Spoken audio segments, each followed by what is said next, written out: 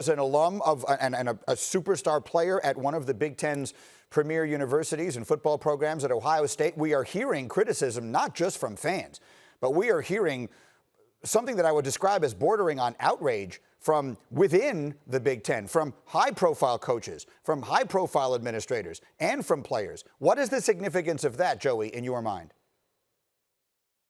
Very disappointing to me to see the public outrage coming from schools and coaches in this league. And we've all called for leadership in college football. And I can't imagine what a leader could do if, when you look at the Power Five conferences, you're expecting one leader to come in and lead all five, when, as we're looking at it right now, the conferences themselves can't stick together.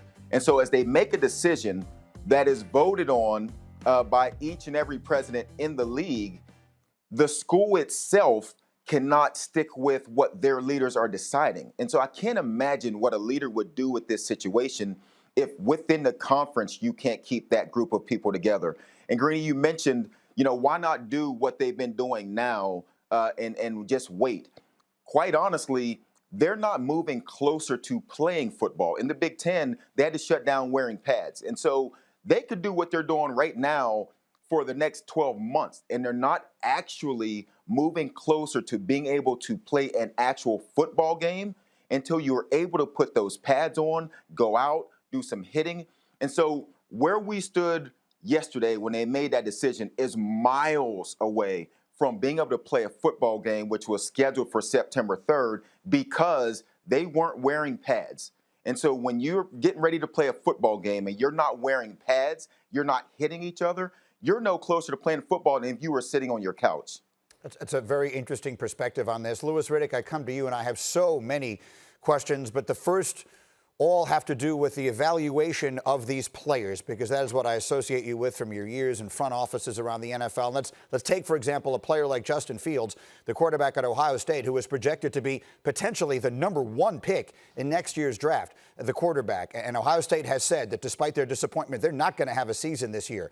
So how will that impact, for example, a player like him as NFL teams evaluate him? And if you were advising him on how he should handle these next, 9, 10 months or whatever it is, what thoughts would you provide? Yeah, I mean, obviously it injects a lot of uncertainty into the equation in terms of not having recent data on the individual players, specifically regarding their play on the football field. And that's something that general managers and scouts get very, very queasy about. That makes them that makes them scared. It makes them worried. It makes them not want to jump on the table for people because they want the most recent data points with which to make, multi-million-dollar decisions. And that's tough. But it's going to be the same for every individual football team. They're going to have to rely on 2019 film. And that's just really, that's just the way it goes. And teams will adjust to that. And teams will have to really dig deep inside themselves and really, really evaluate their own football operations at the NFL level and really make sure that they have everything zipped up from A to Z to make sure that they can develop players that they haven't seen play football in a year. So they're going to have to put more of the onus on them. As far as Justin Fields and players of his caliber, look, I think the only thing that they can do is control what they can control, which is their preparation and their health and making sure that they're staying safe within the confines of their own individual lives, so they are able to then take part in the pre-draft process once January, February rolls around. But I will tell you this for sure. If I was a guy like Justin Fields and they're going to try and play spring football and they actually do come up with some kind of plan, which I doubt that they will anyway, to play spring football, I wouldn't be a part of it. My focus right now is without a doubt, NFL, here I come. And I'm just trying to figure out what's the best path to take in order to make sure that I, protect the future investment in myself. That's what my focus would be right now. I'm very glad you said that, because that's where I wanted to go next. Heather Dinich, the Big Ten did not announce yesterday that they have canceled football. They announced that they have postponed it in hopes of playing it in the spring. What exactly does that mean, and how should we assess the likelihood that there will be some semblance of a football season in the spring?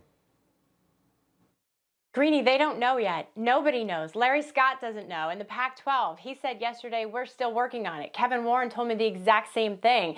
This is something that months ago, when we were asking commissioners about their plans, they told me that this was not the first choice. It was the last choice, and we'll deal with it when we have to get there. Well, here we are, and now they need to put together an entire 12-month plan. But I did want to mention, following upon Lewis's comments, that I reached out to an NFL head coach to ask him about what moving it to the spring would look like. And he told me definitely going to affect scouting and the evaluation process. If they play in the spring, then for us, it would certainly push the draft back, I believe.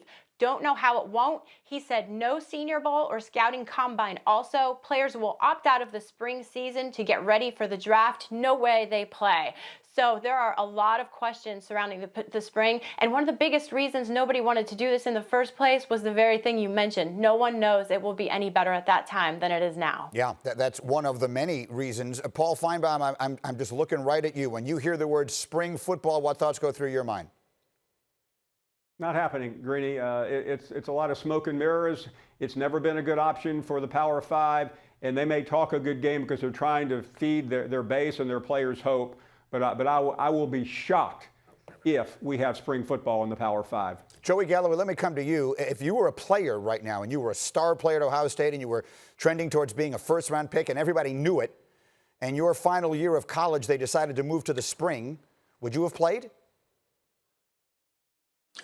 I really don't know. I'd have to evaluate that in the situation.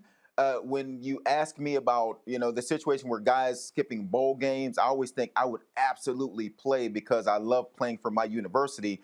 But when you start talking about playing a whole season at a different time of year, right before the draft, that would be something I'd really have to evaluate and sit down and talk about it with my family. Thank you for watching ESPN on YouTube. For live streaming sports and premium content, subscribe to ESPN+.